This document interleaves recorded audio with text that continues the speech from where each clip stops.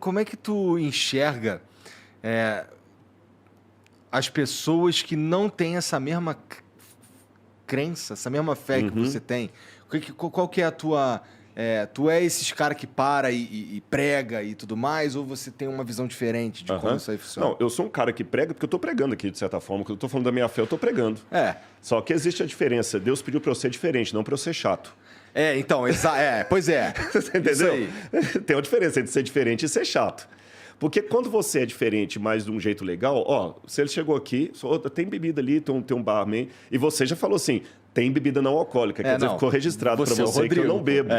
Mas não foi de um jeito enjoado. Se fosse de um jeito enjoado, você não me chamava aqui de novo. Verdade, não, você tá entendendo? Tem nada a ver. E o maior BO que deu, Rato, da outra vez que eu vi aqui, foi que eu falei uma frase, cara, que deu um BO, porque eu falei o seguinte, o céu que eu acredito, eu abro espaço para encontrar um ateu ali. Pô, cara, mas teve uns crentes que me encheram para assim, pô, mas calma, porque tem que aceitar Jesus como salvador pessoal. Meu irmão, eu sei disso. Mas a questão que eu quero levar é o seguinte, quem me garante que aquele ateu é ateu porque ele realmente está rejeitando Deus ou ele está rejeitando a caricatura de Deus que eu apresentei para ele? É isso que eu ia te perguntar. Exatamente. Só tô escutando. Quem sou eu para julgar? Assim, é lógico, pela Bíblia, Jesus é o caminho, a verdade e a vida. Eu sei disso. Porque, tipo... Mas, pô, eu não posso julgar ninguém.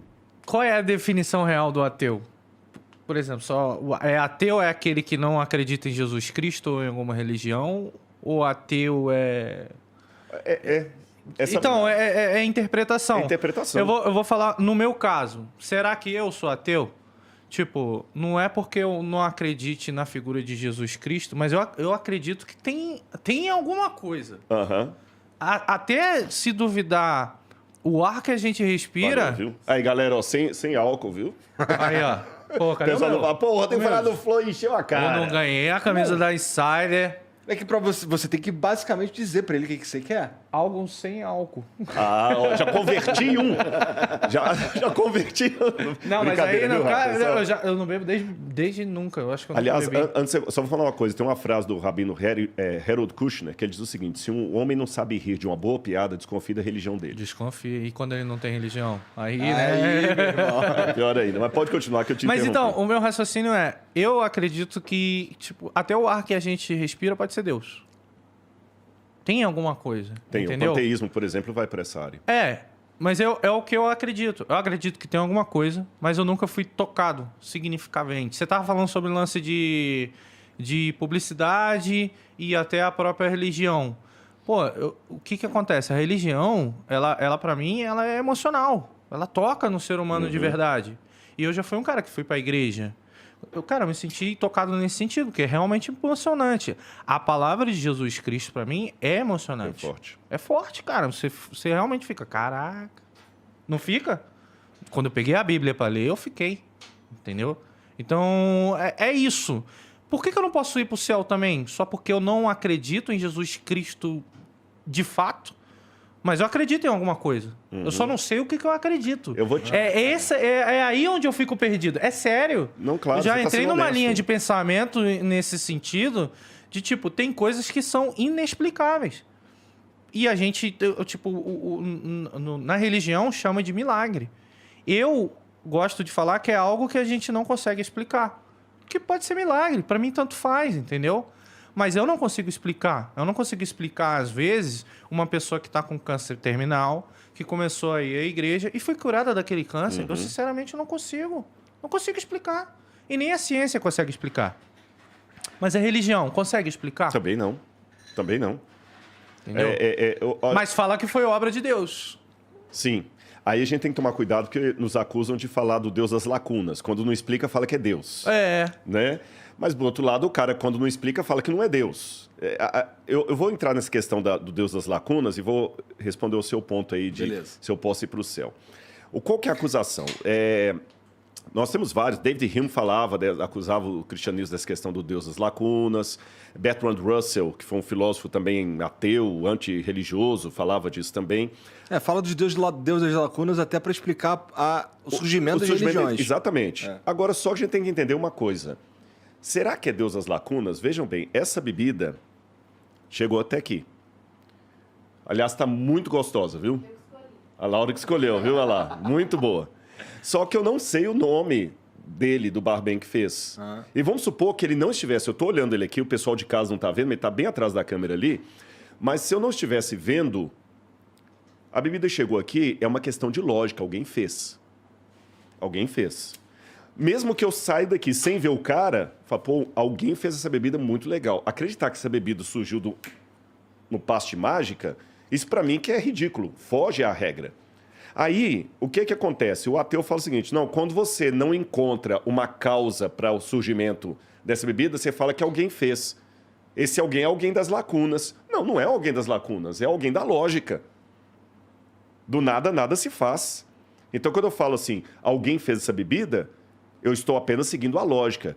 Quando o outro, para negar a existência desse alguém, fala, não, essa bebida aqui foi o seguinte, houve uma tempestade de moléculas que se juntaram acidentalmente numa hipótese absurda, e aí montaram a bebida aqui geladinha do jeito que você quer. Pô, caramba, isso aí para mim que esse é que é o ateísmo das lacunas.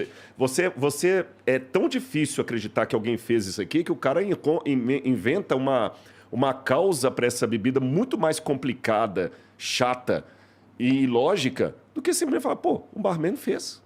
Qual o problema? Mas você viu o barman? Não, não vi. Você sabe o nome dele? Não. Mas pela lógica, um barman fez, porque a bebida não se faz sozinha. O universo teve que ter alguém que fez. Mas aí é falta de conhecimento. Ó, o que acontece? Vamos voltar um pouquinho atrás. Antigamente, no surgimento da pólvora, ninguém sabia o que era pólvora. Uhum. Então, chamava aqueles de magos e bruxos que usavam a explosão das pólvora. No caso, se não me engano, era o povo chinês que descobriu a pólvora. Tô viajando aqui agora. Não, parece que sim. Então, a informação que eu tenho são os chineses sim, mesmo. Mas assim, o Oriente Médio não sabia o que era pólvora. Quando começou a surgir pólvora lá, todo mundo achava que aquilo ali era bruxaria, aquilo ali era alguma coisa. Por quê? Porque não sabia explicar. Vamos dizer que futuramente existe uma tecnologia que vai guardar um log e vai saber exatamente de onde veio cada coisa disso daqui. E quando eu falo cada coisa, é a água que fez o gelo, é uma matéria-prima do vidro, é a matéria-prima, de onde saiu isso daqui, qual árvore, quando é que ela nasceu, isso tudo. Então, é falta de conhecimento. A ignorância, às vezes, pode ser uma dádiva. Pô. A gente só tem que entender que tanto eu, quanto o Igor, quanto qualquer um aqui na sala, ainda é ignorante nesse sentido. Não, com certeza. Entendeu? Agora, a gente tem que tomar cuidado com uma coisa. Em primeiro lugar, quando você trabalha com método científico, tem o que é a hipótese de trabalho e o que é especulação gratuita. Uhum. A hipótese de trabalho é a seguinte, pelas evidências que eu tenho hoje, dá para construir tal hipótese de trabalho. Tudo indica que.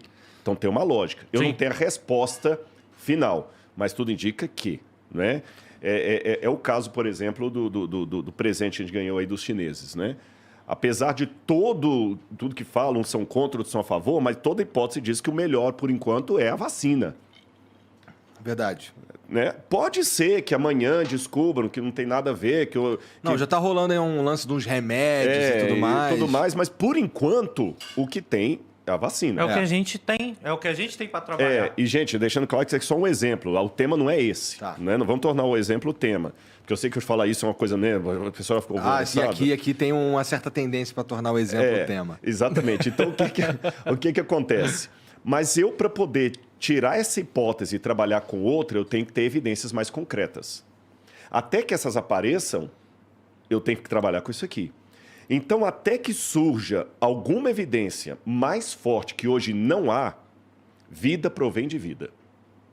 Até que exista uma evidência mais profunda que me faça mudar de conceito, até hoje eu acredito que do nada, nada se produz.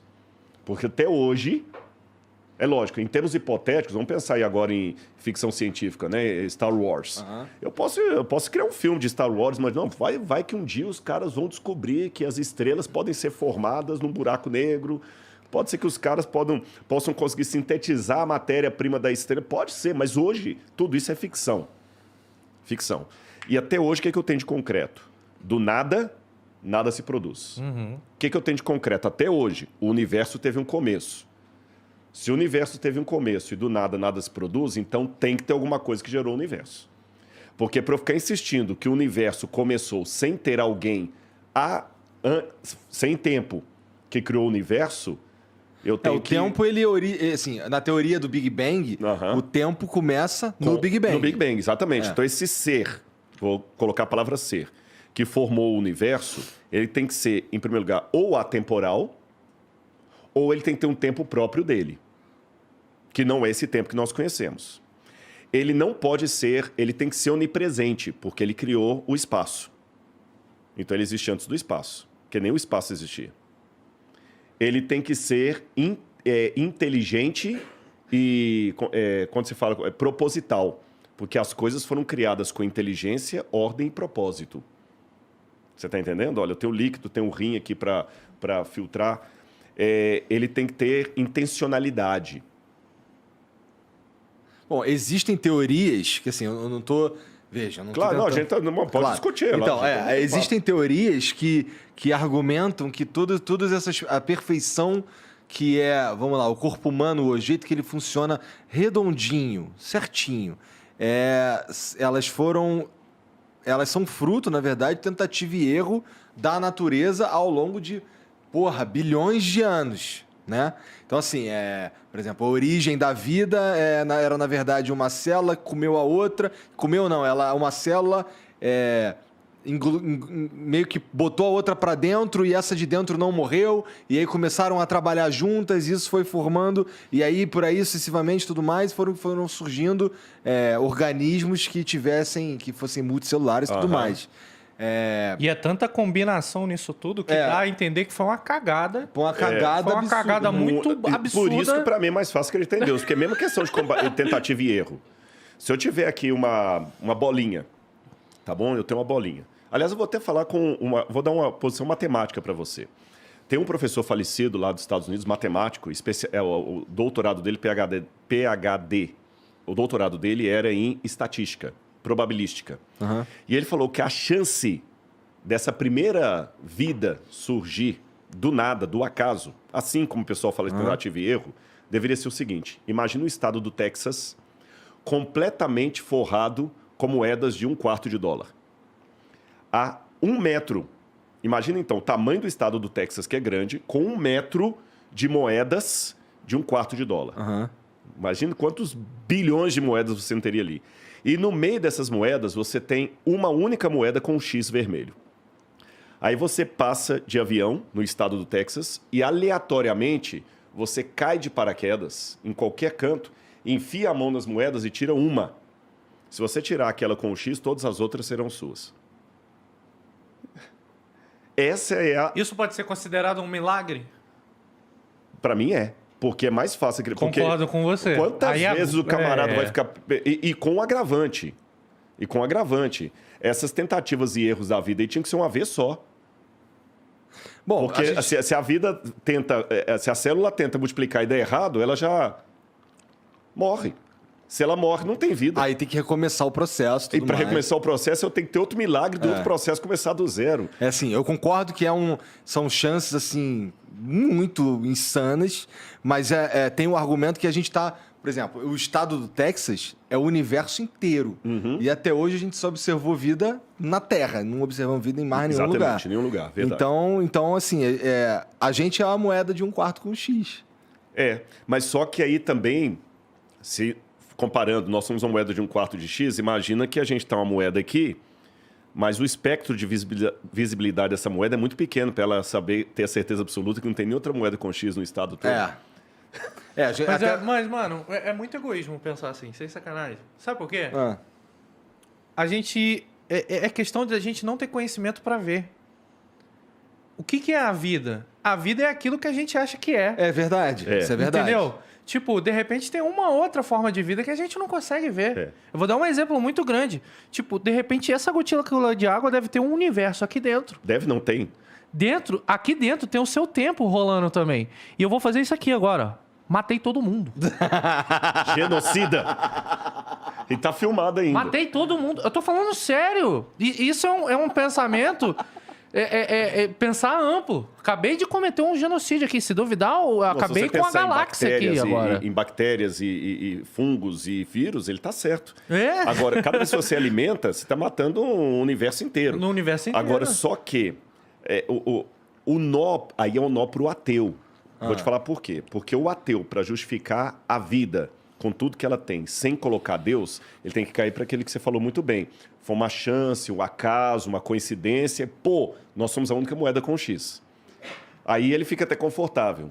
Mas o que já é extremamente impossível de acontecer, que é ter vida aqui, se você coloca a vida no outro planeta, você tem que pegar toda essa problemática, essa dificuldade, essa quase impossibilidade daqui e multiplicar por 2. Quer dizer, então, por um lado, é complicado multiplicar ser por 2 se a gente ateu. estiver falando especificamente de um outro planeta. Mas a gente sabe que existem muitos planetas com as mesmas condições da Terra. Exatamente, né? Agora, é por isso que eu falo assim, eu respeito os meus amigos ateus, eu tenho muito ateu que é querido. O meu livro, O Ceticismo da Fé, que eu até depois vou mandar um para você, que eu trouxe outra vez aqui. Um presentão. Eu coloquei assim, olha, Betinho, por exemplo, que era ateu, um cara super caridoso. Eu até coloquei uma frase assim, Betinho não acreditava em Deus, mas eu acho que Deus acreditava no Betinho, porque o que aquele cara fez pelo semelhante ali, né? Uhum. E antes que alguém fique mais... Pô, Rodrigo, você tá querendo... Não, eu vou explicar para vocês. Ele falou a questão de Jesus ali. Eu vou colocar... Jesus tem uma pregação muito radical. Rato, eu vou falar com vocês por quê. Jesus foi o único homem que, em sã consciência, declarou ser Deus. Então, o C.S. Lewis... Não sei se foi o único, hein, cara? Em sã consciência. A pessoa tem para ser... porque se os outros caras que declaram ser Deus, eu não sei se eles estão em sã consciência. Aí quando vai ver, o cara tá tentando morder a orelha dele. Exatamente. Não tá 100% ali, entendeu? Tá. Então, o C.S. Lewis dizia o seguinte, ou Jesus era um mentiroso, ou ele era um lunático, ou ele era Deus. As coisas são excludentes. Ou ele era um mentiroso. Se ele era mentiroso, então ele não era lunático, mas também não era Deus. Se ele não era mentiroso... Ou ele era lunático ou era Deus. Se ele não é lunático, ele é Deus. Ele falou, eu sou o caminho, a verdade e a vida. Em grego, vou dar uma mascaradinha aqui, lembra? Já fui professor de grego muitos anos. Ego eimi re rhodos, realetheia, redzoe. Inventou essa aí, ele inventou agora. Nada, pode checar lá. Pode checar aí, ó. Eu sou o caminho em grego. Ele não falou sou um dos caminhos, uma das verdades, uma das vidas. Ninguém vem ao Pai senão por mim. Então, assim, para eu ser coerente com o evangelho que eu abracei, eu não posso colocar Jesus, Buda, Maomé, Ananda Maimá, Mahatma Gandhi e outros mais no pé de igualdade. Jesus é o redentor da humanidade. E a única chance que vocês têm, e eu tenho de sermos salvos, é através do mérito de Cristo na cruz do Calvário. Agora vamos colocar uma notinha de rodapé. A pergunta que a gente faz, tá, e aqueles que nunca ouviram falar de Jesus? Os índios, aqueles povos que nasceram, cresceram e morreram sem nunca ouvir. Não é? Aí que entra a minha frase, que causou tanta comoção do outro lado, que eu falo que eu estou esperando até encontrar um ateu no céu. É porque muita gente... Deus vai julgar as pessoas pelo grau da verdade que chegou ao coração dele. E esse chegou ao coração dele, vale para você, vale para o outro. Como eu falei, quem me garante que às vezes, não estou julgando, você nunca mais pisou numa igreja por causa de uma coisa lá que te magoou? Você está entendendo? Às vezes, assim, a minha vida é a única Bíblia que muita gente está lendo lá fora. Então eu digo assim, mesmo aquele que é salvo sem conhecer Jesus, ele foi salvo por Jesus. Você entendeu? É radical a coisa, é radical. E aí vem uma frase do C.S. Lewis, que ele era um intelectual, o autor das Crônicas de Nárnia, que ele falava assim, olha, você pode até rejeitar Jesus, você pode até cuspir nele, mas não adianta pegar o que ele falou, achar bonitinho e negar quem ele disse que era.